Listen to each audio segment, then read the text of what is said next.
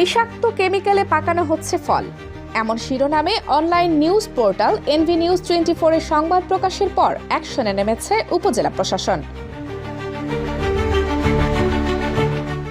সোমবার সকালে রাজেন্দ্রপুরের ফলের আড়তে হঠাৎ হানা দেয় ভ্রাম্যমাণ আদালত। উপজেলা নির্বাহী অফিসার উমর ফারুকের নেতৃত্বে অভিযানে বেরিয়ে আসে আটকে ওঠার মতো তথ্য। এখানে অপরিপক্ক কলা, যেগুলো আপনার বিভিন্ন কেমিক্যাল এবং ফরমালিন দিয়ে তারা পরিপক্ক করার চেষ্টা করছে, এবং এটা সরজমিনে এসে হাতে নাতে ধরেছি যে তারা ফরমালিন দিচ্ছে এই কলাগুলো পাকানোর জন্য। অধিক মুনাফার আশায় কলাসহ বিভিন্ন ফল পাকানো হচ্ছে বিষাক্ত কেমিক্যাল ও ফরমালিন দিয়ে। হাতে নাতে প্রমাণ পাওয়ায় 9 জন আড়তদার ও ম্যানেজারকে করা হয় অর্থদণ্ড। আজকে প্রাথমিকভাবে আমরা 50,000 টাকা অর্থদণ্ড করেছি এবং তাদেরকে সতর্ক করেছি। ভবিষ্যতে যদি দেখা যায় যে এরকম এহেন কর্মকাণ্ড ঘটায়, তাহলে অবশ্যই আমরা শুধুমাত্র অর্থদণ্ড নয়, আমরা তাদেরকে জেলও প্রেরণ করব। অভিযান চলে জিঞ্জিরা এলাকাতেও। সেখানে 64 নামক একটি কারখানায় গিয়ে দেখা যায় নেই বিএসটিআই এর অনুমোদন, নেই কোনো বৈধ লাইসেন্স। অযোগ্য লোকবল দিয়ে বিপজ্জনক রাসায়নিক ব্যবহার করে চালানো হচ্ছিল উৎপাদন কাজ।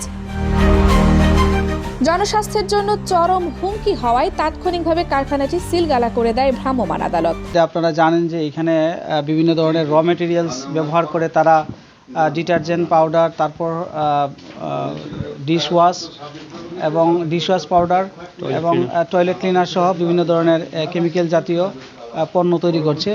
আমরা এখানে দেখতে পেলাম যে এইখানে তাদের বিএসটিআই এর কোনো ধরনের অনুমোদন নেই, এবং পাশাপাশি দেখতে পেলাম যে এখানে যে কেমিস্ট রয়েছেন সেই কেমিস্ট হচ্ছে আপনার এসএসসি পাস, তারও আপনার এখানে অজ্ঞতা রয়েছে, এবং সে নিজে আপনার এখানে বিভিন্ন ধরনের র মেটেরিয়ালস ইউজ করে এই পণ্যগুলো তৈরি করছে, যেটা আপনার অত্যন্ত আমার কাছে মনে হচ্ছে যে এটা ক্ষতিকর, এবং যেটা যে ইউজ করার ফলে যে কারো আপনার চর্মে বিভিন্ন ধরনের সমস্যা দেখা দিতে পারে।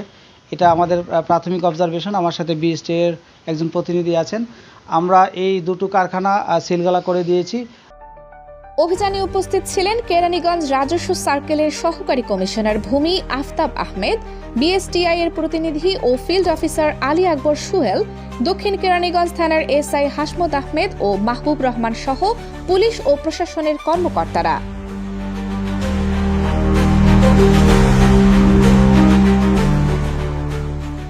কানিজ ফাতেমা শোভা, এনভি নিউজ 24।